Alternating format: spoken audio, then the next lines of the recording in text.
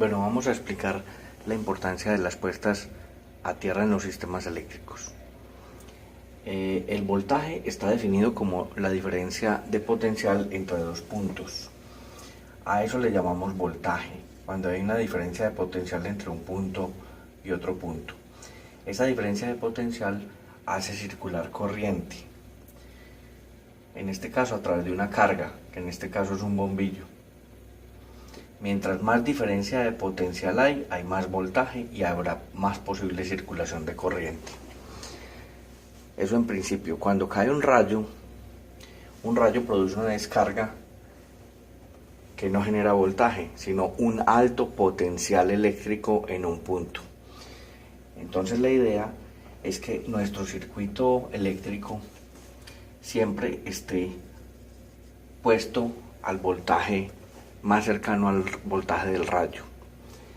Es decir, pasa lo que pasa con el pajarito, que se para acá y tiene una patica en una primaria y otra patica en otra primaria.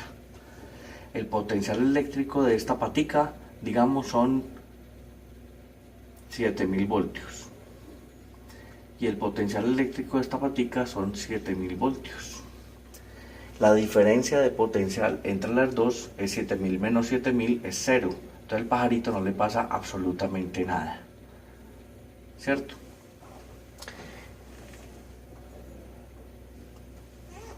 Entonces la idea es aterrizar uno de los polos. La pregunta es, ¿aterrizamos el positivo o aterrizamos el negativo?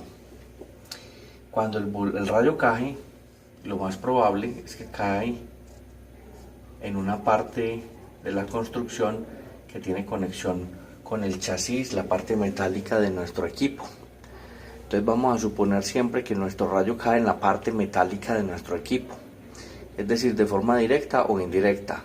Si nosotros tenemos el equipo encima de una mesa y la mesa está recostada a la pared, pero el rayo cae en la pared, el rayo indirectamente está cayendo al chasis del equipo a través de la pared, a través de la mesa y finalmente a través del chasis del equipo. Por eso es que los chasis normalmente se ponen a tierra. En caso de que una persona esté manipulando el equipo y toque el chasis, pues la persona con sus pies está haciendo tierra, ¿cierto? A esto se le denomina tensión de toque. La idea es que en el momento de un rayo la tensión de toque sea cero. ¿Cómo garantizo que la tensión de toque sea cero? Haciendo que el chasis mismo esté aterrizado con una varilla de Copperwell a tierra. Si el chasis está aterrizado directamente a tierra, hago que la tensión de toque siempre va a ser cero. Entonces que el voltaje del chasis siempre va a ser el mismo voltaje de la tierra. Entonces que al ser humano nunca le va a entrar una corriente que lo va eventualmente a matar. Una vez entendido que todos los chasis deben estar puestos a tierra para hacer el voltaje de toque igual a cero, entonces digo, bueno, aterrizo el chasis. ¿Cuál de los dos polos aterrizo? ¿El positivo o el negativo?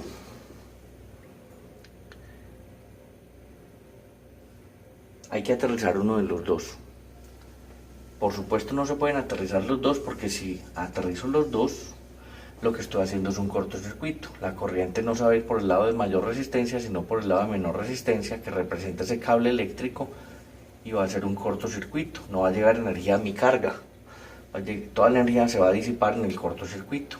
Entonces, por supuesto, no puedo aterrizar los dos puntos, porque hago un circuito cerrado. Si aterrizo, digamos, el negativo, inicialmente no tendré problema. La corriente fluye por el circuito porque este negativo va a tener el mismo potencial del chasis, que va a tener el mismo potencial de tierra. Podría aterrizar también el positivo y ponerlo al chasis, que a su vez está puesto a tierra. No tiene ningún problema. Veamos qué pasa. Si yo pongo normalmente los interruptores de control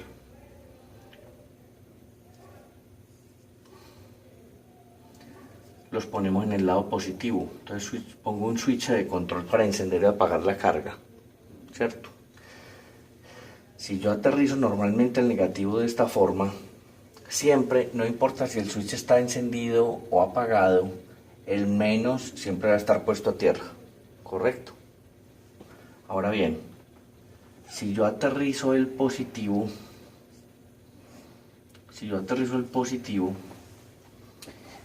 eventualmente la fuente no va a quedar conectada a tierra cuando yo abra el interruptor. Y esto es un tema de riesgo. La carga sí va a estar conectada a tierra a través del positivo, ¿correcto? Entonces si cae un rayo en el chasis, la carga a través del negativo se va a poner al voltaje del rayo, lo cual es bueno.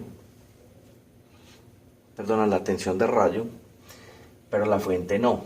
Entonces eventualmente la fuente, que es un equipo electrónico, se podría quemar porque queda a otra tensión expuesta que es diferente a la tensión del rayo.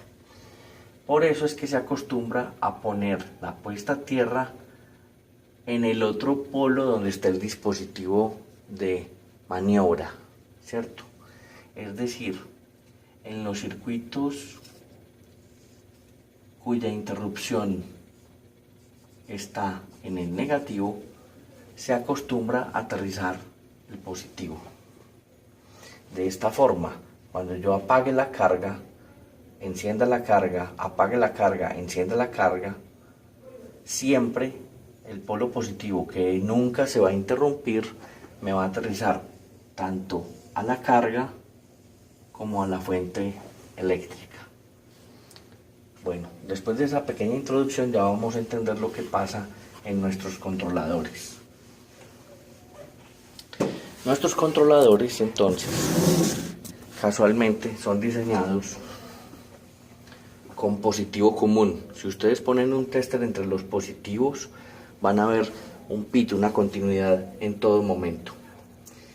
Los negativos van a un MOSFET de canal, creo que es canal P, canal N.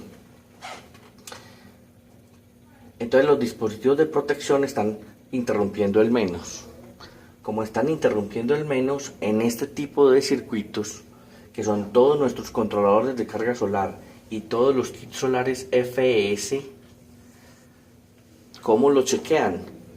Cojan un tester y midan continuidad entre los positivos, van a ver que pitan, hay continuidad. En cambio entre los negativos no hay continuidad. Si por el contrario cogen otro controlador de otra marca, no sé, o el día de mañana cambiamos de proveedor y traemos un controlador de otra tecnología y todos los que pitan son los menos y no pitan los más, quiere decir que el menos es común. En este caso, que no es lo normal, el más es común. Entonces, en las fichas técnicas incluso del proveedor dicen, por favor aterrice el positivo. Entonces nosotros hemos recomendado simplemente aterrizar el panel, el positivo del panel con el chasis del panel y no más. ¿Qué podríamos hacer? También aprovechar y aterrizar el chasis del equipo, la parte metálica donde está instalado nuestro controlador, ¿cierto? ¿Que hay que aterrizar estos? Pues realmente no hay que aterrizar estos, porque si vemos bien, este polo positivo que aterricé está interconectado eléctricamente con este positivo y con este positivo. Entonces digamos que estas tierras serían redundantes, no habría que hacerlas. Con solo aterrizar cualquiera de los positivos a tierra se garantiza que todo el circuito eléctrico queda referenciado en un polo a tierra y que la conexión, en caso de desconexión o conexión del dispositivo internamente, eventualmente se hará a través del negativo. De hecho, si yo voy a instalar mis controladores solares y voy a poner un breaker de protección o un breaker de maniobra que abra el circuito, es decir, que apague la bombilla, lo recomendable es poner ese switch o ese breaker en el negativo, no en el positivo. Ya les voy a explicar. Entonces, breakers o switches de maniobra en nuestros dispositivos se deben colocar en el negativo, porque el positivo debe estar sólidamente dispuesto a tierra a través de la conexión que ya hicimos. Es decir, la tierra nunca le debe faltar al circuito eléctrico. Esa es la razón entonces por la que en nuestros controladores, repito, el positivo principalmente del panel se debe poder poner a tierra, el chasis del panel se debe poner a tierra y el chasis metálico del equipo también se debe poner a tierra.